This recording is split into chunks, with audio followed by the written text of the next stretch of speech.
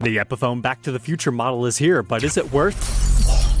That is not the one you want to do. Hey man, that was Philip's guitar. He's gonna be real mad. I am here from the future to right this injustice. Here, take this, but tell not a soul. Oh, and watch this too so you don't look like a little shit. Okay, whatever you say. Here we go again. Welcome back, troglodytes, to your daily dose of guitar information, the Trogly's Guitar Show. That's right, I got one of the sold-out Gibson versions. I do want to shout out Liberty Music. If it wasn't for them, this review would not have happened, as theirs was one of the last to ship out, and they reached out to me, and we made a deal. So if you are looking for a brand new Gibson, you can check out their Reverb page, but you won't find this one there, because it's mine. Here it is, Back to the Future. This is a recreation of the guitar that Marty McFly used on stage with Marvin Berry and the Starlighters during that very iconic Enchantment Under the Sea portion of the movie. There's tons of clippets online, and so many people from that generation are saying that's what inspired them to become musicians. Although having an ES-345 in that scene is a little bit of a time travel, because this model, the whole shape, the ES stylings of having a laminate top, back, and sides being pressed together, that didn't even come out until 1958. We documented a reissue of that year here of a 335. But as far as the 45 model, I mean, maybe you'd find like a really late 58, but generally speaking, 59 is that first year. Gibson is still looking for that original one, and the easiest way to identify it is from the very unique specs, namely the solid 12th fret marker. Nobody knows why that original one was like that. I would imagine it was modified because somebody was like, hey, I like to play this here, and I know where I am, but I can't find the 12th fret very easily, and I don't like looking at the side markers. Can we visually make it different? So instead of slicing the block in half, they just let it be solid. Also, that original guitar that was borrowed from Norm Harris of Norman's Rare Guitars for the movie had been modified with a Bigsby on it. You can tell it's modified because we still have the original stop bar studs over here. So something that I've never really thought about before, that kind of worked well for the movie's plot, because everybody says that's a big hole within it. However, these are like prototypical specs. Maybe they were trying different things. If I remember the story correctly, that's how Fender guitars first started. They just went around to gigging musicians, let them play their instruments, gave them feedback. But that's pretty much the entire story of this guitar, and it's touched many hearts of people. So much so, for the 40th anniversary of the movie, they have created these. So there's an Epiphone version that's $1,000. You can check out that episode here. In my opinion, that thing is very worth the money if you can find one. Now, as far as paying premiums on the used market, I don't know about the Epiphone. Maybe up to $1,500, but after that point, I think you'd be better off with a used Gibson. But this one that we're talking about, they only made 88 of, and this is a Gibson Custom Shop Murphy Lab light aging, and they were $20,000 brand new. You heard me right. There's no world where this guitar is worth $20,000. Like, you can buy a regular one of these, even Murphy Lab. I don't think it would cost you more than 10 grand. Heck, you could also consider a vintage original for really not that much more, or even less, depending on how much of a premium you might be paying to get one of these. But here's the real kicker. These sold out instantaneously. And people have been asking, haha, funny, $88,000, $120K. But there are confirmed sales of about double retail value. So you can't really justify this guitar because it's a limited edition collector's item. So talking about price really doesn't make sense because the market's already said that they were willing to pay more. But what I love about this guitar is all the case candy it comes with. So first, you can start with the case itself. It's just a regular lift-in reissue style. That's not necessarily special. It's just the whole Marvin Berry and the Starlighters on the outside. That's the name of the band that helped him out of the car, and then he ended up filling in on guitar for him.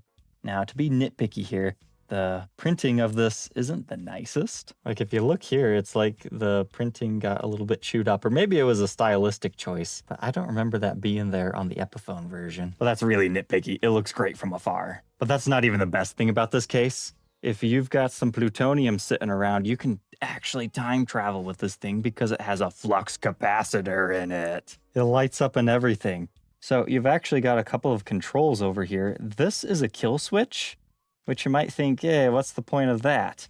It's because you can technically leave it on, and every time you close that, it's going to turn it off. And every time you open it, it's going to be on. So you don't have to be like, oh, hold on, friends, let me turn this on, then it'll be cool. That was very interesting thinking on their behalf. And then over here is actually a little battery pack. I was kind of hoping this would be rechargeable, but no, when you open it up, there's 3 AAA batteries in it. So if you want to know what the original batteries were, there you go. So very cool, right? It just secures to the bottom side of this utilizing 2 Velcro strips. And then your kill switch is actually directly drilled into the side of your neck rest right here. And then your battery pocket has a little loop. If you're sad that your Epiphone does not have this, it looks like you can buy these things separately. Honestly, it feels a little bit cheaply constructed. It's just plastic. It weighs hardly anything at all. And in my experience, it's a little bit finicky because the wire on the back does not have a very good, tight, secure fit at all. That'll break super easily. But it is an officially licensed product. That's only the start of the fun, because since that takes up all the case room, they had to ship you a separate little box with it. And inside that box sleeps another box that you might recognize. First, we better check that there's no Libyans around, because we stole this from them. It's the plutonium box. To be honest, it's a little smaller than I was expecting, and I was so heartbroken when I realized that this was just cardboard and not actually a little metal safe. Because it looks the part, right? But having it in my hands, it's not just cheap, flimsy cardboard. It's actually fairly nice quality, all things considered. But no, these are not real metal latches. It's just a printed-on design. But its construction reminds me a lot of like an Apple product. It's got some magnets there, so it's a lot higher quality than I was expecting. This is not real foam. Again, they're playing tricks on you. What goodies do we have in here? We've got ourselves a nice disappearing photo here. Why do you think they chose this particular version? Because Mickey's not there. So that was definitely an intentional choice there, because they didn't want to pay Disney, basically. But this is officially branded product as well. However, it's not glossy like a real photo. They also gave you a cheap $20 watch. They didn't have to, but it was a lot of fun. The Casio Data Bank, which I've got to say, this is actually exceeding my expectations, because this is a whole plastic insert that it sets on. So I don't think anybody wants to wear this right now, unless it's just for a quick feel like the man himself. But this is a nice little thing that you can put on your desk while you look at the guitar on your wall. But it is functional if you want to use it. Next, we get the keys that are only ever so briefly seen in the movie, but iconic at the same time. It's got the DMC branding and everything, even cut. What would be really cool is if they gave away a DeLorean to one of them. Of the 88 that they made, one of the keys would actually work, and that's how you know. That would have made them even more fun. But it's filled out to Hill Valley, Dr. E. Brown. It's got at a time and the phone number. We also have some Pinheads picks. Despite the texture looking like it would be grippy here and then like flat up there, that's just a printed-on design. We get a re-elect Goldie Wilson Mayer pin and a replica leather strap like he was using. That is a nice touch to emboss it, the 50s style Gibson. I looked, I don't see any other markings on it other than that. We're not done yet. We also have a little poster in here. Oh my goodness. It's more than just a poster. Looks like we're gonna get lucky up at the lake. That's a fun little recreation. But otherwise, it's the Save the Clock Tower pamphlet there. A recreation of that flyer handed to him. In fact, I missed that while watching it, that's what that was written on. Cool. And then we have a really folded up, very miniature version of the flyer for the dance that you could also hang up in your office if you wanted to show off your acquisition. And inside there is our COA booklet, nice and silver and reflective. They did a nice job on this. Same thing with our Gibson Custom branding on the back. Let's go ahead and take a peek inside here. We get Marty McFly doing his little duck walk here, where you can see that original guitar being played in the Back to the Future Part 1. So with the whole Lost to the Future website, they're looking for that particular guitar. They actually found the one from other movies, but these were labeled sequentially. So they all started A55 because they technically called these a 1955 reissue, just to play into the whole movie. So that's kind of funny and could confuse somebody one day, but I'm glad they did it that way. But the last 3 tell you what one you have out of 88. And do you happen to notice why I might have wanted this one? 2 very iconic movies all together. 007. But there you go. That's everything you got with this little package. The product I'm most disappointed in has to be the one that I was most excited about. The flux capacitor is just so cheap and it doesn't always reliably work. But maybe that was just the shipping process that made it out. But if they could have made a custom metal one, that would have been so much cooler. The attention to detail on the back of this, having what looks like a handwritten I love you, that's great. I was pleasantly surprised with how high quality this box actually ended up being, even though it wasn't the metal like I was first expecting when I first saw it. But the key is a really nice touch too. So there you go. That's everything that the Gibson version had with it. If you were left out because you couldn't find one or because you just didn't want to pay the money, I hope this lets you live vicariously.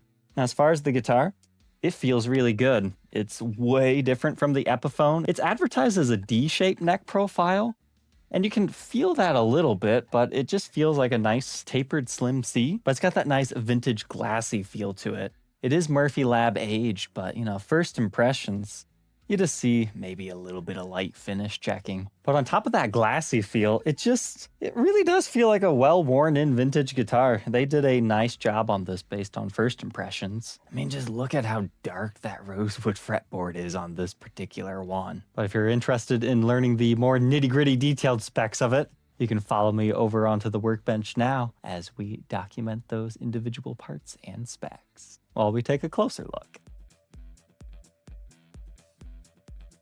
Let's dive right on in, starting with our pickups. These are custom Bucker Alnico 3 magnets. So they've got some nice aging to it. It's fairly realistic. I would say the biggest critique I have about this guitar is they don't have the original, so I think they were just trying to age it based on what they saw in the movie. Which, if we're being honest here, they didn't really do a good job at all. I mean, look at this still from this iconic scene. You can see most of the gold is worn off, and they have a pattern that I know that they could have recreated. So I think in general, it's just a random light aging. It's supposed to look nice and tasteful. You can bet your butt if they ever actually find the original guitar, they will probably make another run of these, would be my guess. But we've got the patent applied for decal on the backside. They're looking nice and clean back here. But speaking of nice and clean, look at these routes.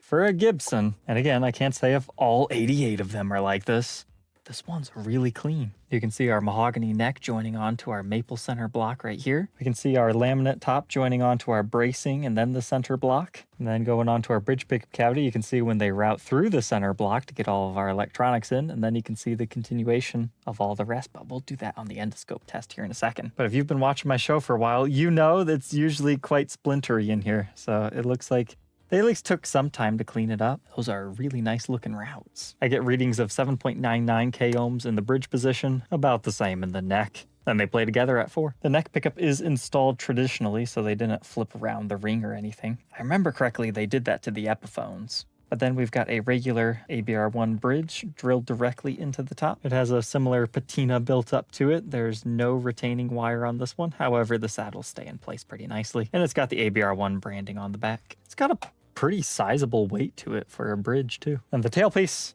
that's just there from what we were saying earlier. Somebody probably took that original guitar, modified it to have the Bigsby, but rather than remove these, they just left them there. But here's a look at our Bigsby. They didn't really age it too much. Like, there's some light wear to it. I especially enjoyed this. The area where your hand would be touching it, it's got like some patina built up to it, but not like super gold worn off anywhere necessarily. But as I was tearing this apart, I noticed something else that makes this one different.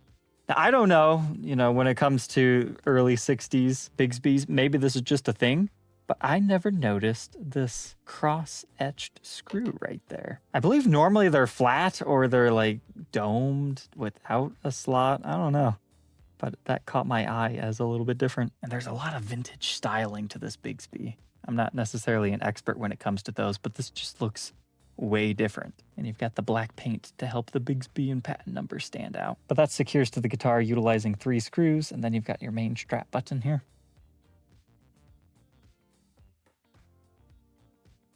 As far as our controls, let's take a close look at these knobs. These look really good to me. Not only are they yellowed and ambered, but they have like just a little bit of wear to them and some dirt buildup. I'd say the lab team did a good job. I am quite pleased with those. We've got lots of rusting and aging going on to our output jack. Then we've got our Varitone over here. So it starts off your regular sound and then it slightly chokes it out until you get some other tonal opportunities. We'll have to see how it sounds in this one. And this is just our regular toggle switch with 2 volumes, 2 tones. They pre-aged our pickguard for us, so you've got some scratches going on, but it's a multiply black material with some white laminations in between. And you get the matching aged screws. But here's what it looks like with the pickguard removed. They've just got finish checking all over the top on this. That's just part of the light aging. They weren't trying to go too heavy. And in fact, even if they do find the original, would people want it the way it is today? Or would they just rather have it a better recreation of what the wear looked like in the movie? Or it's such a small part of the movie, but it's so iconic. I think people are just happy enough with what they've already offered here. It really wouldn't surprise me if they continue to make these, but maybe don't age them and not make a posted limited edition number or do some of the other small case candy things.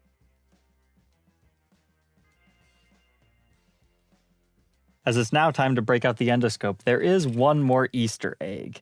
So inside here, we have our regular sound hole sticker. It says ES-345 guitar. Then we have the starting A55 for 1955. And then what number we have? Again, 007. But if you come over here, there's a DeLorean in here. Now, while you're playing this, it's not super noticeable. You kind of got to tilt it like that to notice. And arguably, you could say it was potentially put in upside down, but I flipped it here for you. That way we can see it just a little bit more clearly. It's even got all the fun stuff going on the back. I think that's cool that they did a little something like that on the inside, even if most people won't be able to appreciate it. As far as the rest of the construction here, we can see some of the kerfing and that mahogany block that they put up there while doing the cutaway. Got some glue seep out so you know it's nice and secure.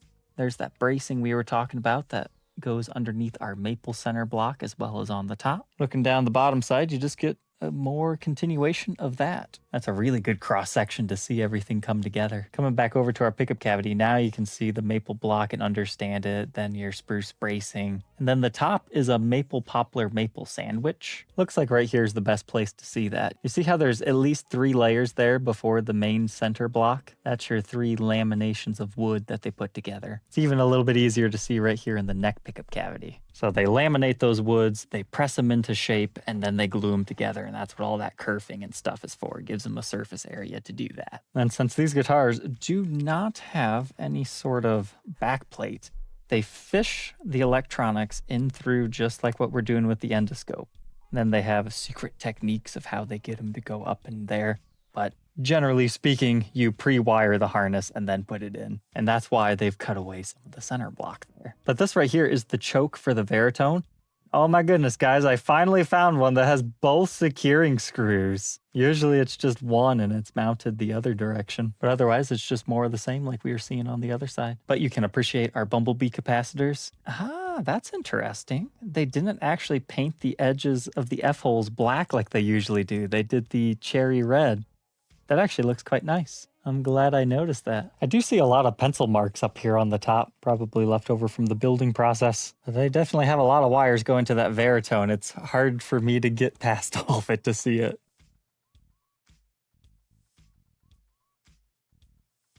So outside of the little DeLorean sticker in here, it's just a regular 345. Oh, and while we're back over here on the body, pay special attention. Still don't know why the Epiphone got 4-ply, because here we go. 3-ply binding on the top like an ES-345 should have. So I can confirm that for you guys in the flesh now. So let's move on to our mahogany neck and rosewood fretboard. I was re-reviewing the spec sheet for this part of the episode, and they're all spec'd with a dark rosewood fretboard. I think it looks really nice. And they aged our parallelogram inlays too, so they've got a lot of yellowing to them. I think they look quite nice. And I'm a fan of this. So many people didn't even realize that was a special spec. I guess it takes the guitar lovers out there to notice something like that. But here you can see the aged lacquer and how you can see the top of the binding, that it's its normal color yet. So they've got that part correct. And they just went for a regular 60 style neck here. So 1.69 inches at the nut, 2.09 at the 12th, about 0.84 first fret necked up. And wow, only 0.91 by the 12th. When I read this was a thin D neck profile shape, this is not what I was thinking. I thought it'd be like that really uncomfortable, wide, slim feeling early 2000s SG neck. But no, this is primarily like I don't want to say a slim C, because it has just a little bit of heft to it, but it's not overbearing. But the D shape comes into having just a little shoulder right here. It's not a lot. I think many people would actually miss it. It's a very comfortable neck. I like this. To help you visualize, here's that neck profile on the contour gauge. At the 1st fret and the 12th fret, it just has a little bit of shoulder to it. It's more so a C-shaped neck, but I can see why they call it a D. But we've got that 12-inch fretboard radius and a 24 3/4-inch scale.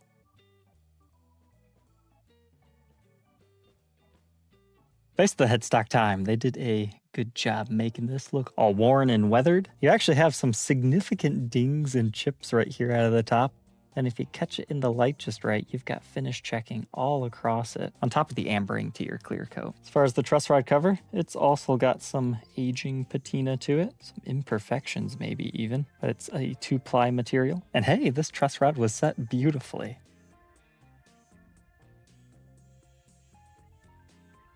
Now that I've got it strung back up, I wanted to note the playability of the instrument. It's really slinky, and the whole glassiness to the neck just makes this a joy to play. We've been documenting quite a few Bigsby guitars recently, and this is my favorite feeling one. And I think it's just because the guitar is so lightweight. They had to have chose slightly more premium lumber examples, because some of these semi-hollows can be like 9.5, 10 pounds, and I don't think they're very comfortable when they're that. But this one is just a little under 9, so 8 pounds, 13.4. I know we're doing this out of order, but I thought it's a good time to bring that up. That's not necessarily a rare weight for one of these either. It could be lighter, but something about how this all works out, it balances very well.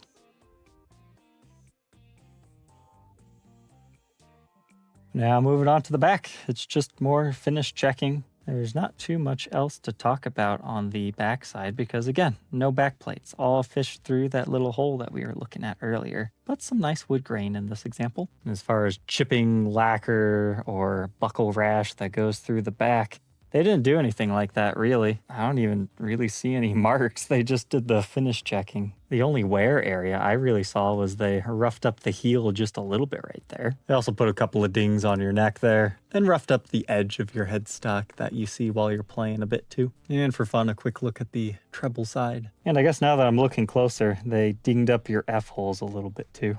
On both sides. I like how they wore through the lacquer just a little bit over here like it had a stand rash or something. You can see that same phenomenon going on over here where the whiteness shows through. You got a little bit of that going on the back side too, but otherwise not a lot of clear coat wear necessarily. We'll just dance it around a little bit more in the light.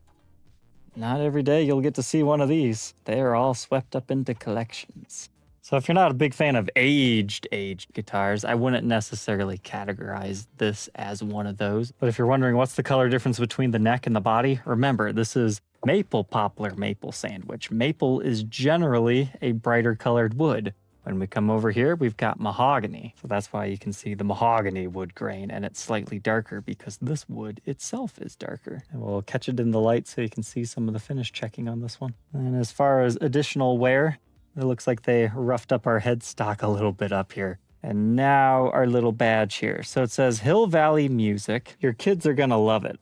Can someone explain this to me? Because when watching the movie, I did not see Hill Valley Music anywhere. And unless I missed an Easter egg, like you gotta look in the background or something, I'm assuming that they decided to put this onto the guitar because it used to be popular in the 50s, 60s, and 70s for shops to brand the guitar. That way people know who to take it back to for service. And I understand the movie takes place in Hill Valley, so I think they created this fictional music company in order to put that as an homage onto the guitar. And then obviously the iconic scene, you guys aren't ready for it, but your kids are gonna love it. They can throw that onto the guitar somehow. I was hoping maybe there'd be a scene where he buys the guitar or something, but no, I didn't find that. But other than that, no serial number up top, just what we saw on the COA as well as inside the guitar. And we can see our single ring, single line Kluson style tuners all done up in gold. So let's go ahead, plug this one in, and hear how it sounds.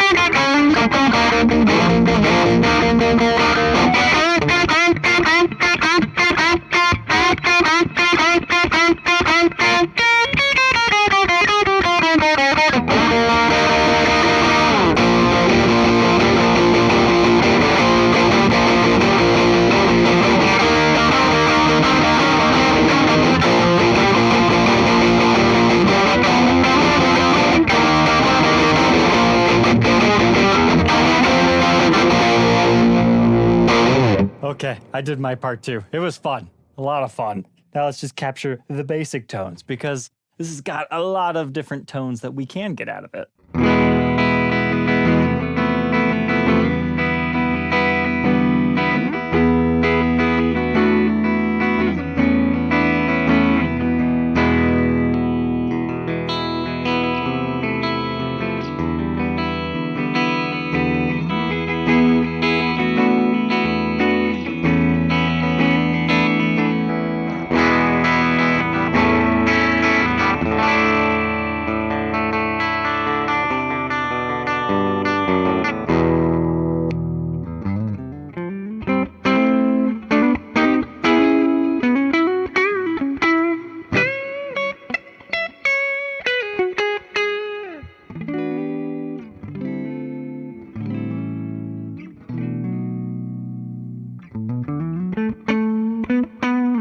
Great warm tones out of that neck position.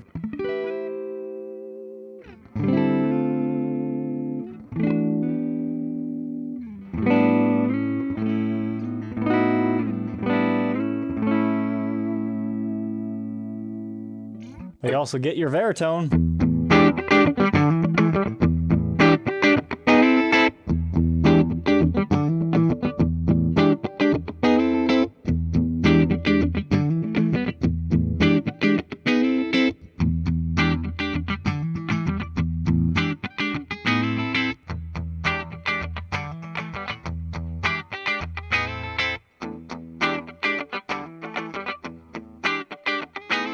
I don't know about you guys.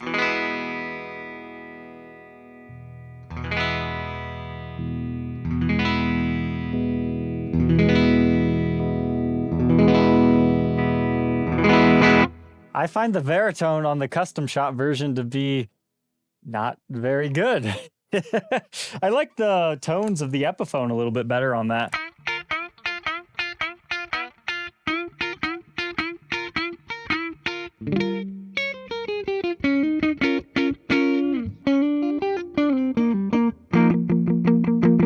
Now we can try it on the bridge position.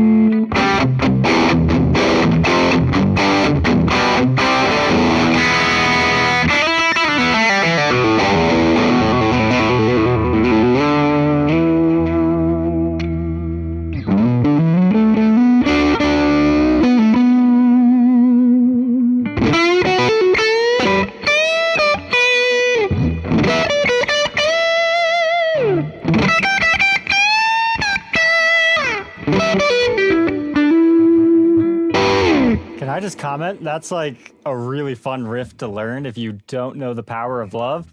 So start with your basic power chord right here. But then, after that, you hit the low E with that at the same time. Then you come back down here, 1 and 3. And then, my favorite death clock thing that Brendan Small does, maybe that's where he got it from.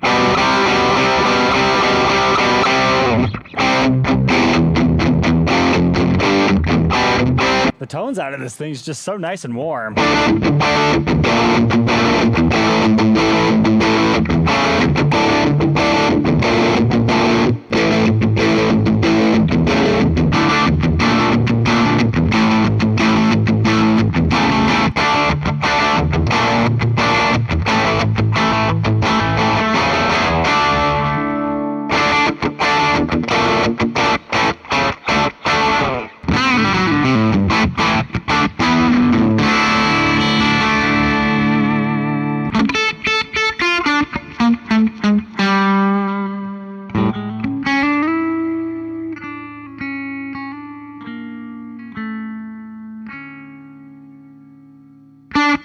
acoustically, for a semi-hollow, this guitar is fairly resonant and boisterous.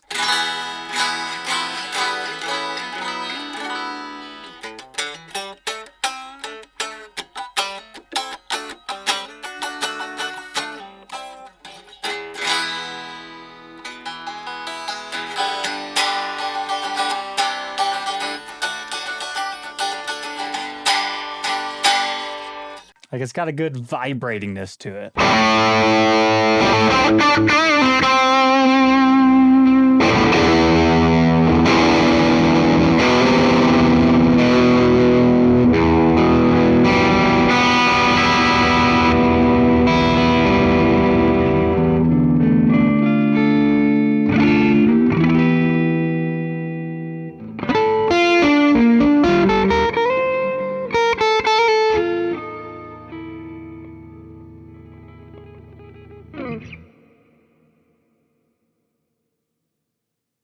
So there we go, the Gibson Collector's Edition ES-345 Back to the Future model. What are my final thoughts on this? As I said earlier, you could get the custom shop to build you something similar for about half as much. You're paying at least a $10K tax for the bragging rights and to have the official one that was created in commemoration of the 40th anniversary of this iconic science fiction movie. But as far as a guitar, yeah, I dig it. It feels really good. Is it better than the Epiphone? In my opinion, yes. However, is it 20 times better than the Epiphone? No. But it's still a really nice guitar, so, you know, you do you. But as far as the really expensive collector's edition releases towards the end of the year, this one was a lot of fun. I like that we brought in other pop culture, because there's a lot of guys who necessarily buy high-end guitars normally that just fell in love with these for the movie association. So, hey, if you're into guitars now because of this, I upload daily around 7 p.m. Eastern Standard Time. It's not always about ES-345s, but you can learn a lot about Gibson guitars. All right, troglodytes, I hope you enjoyed, and we'll catch you tomorrow on the next one. Take care.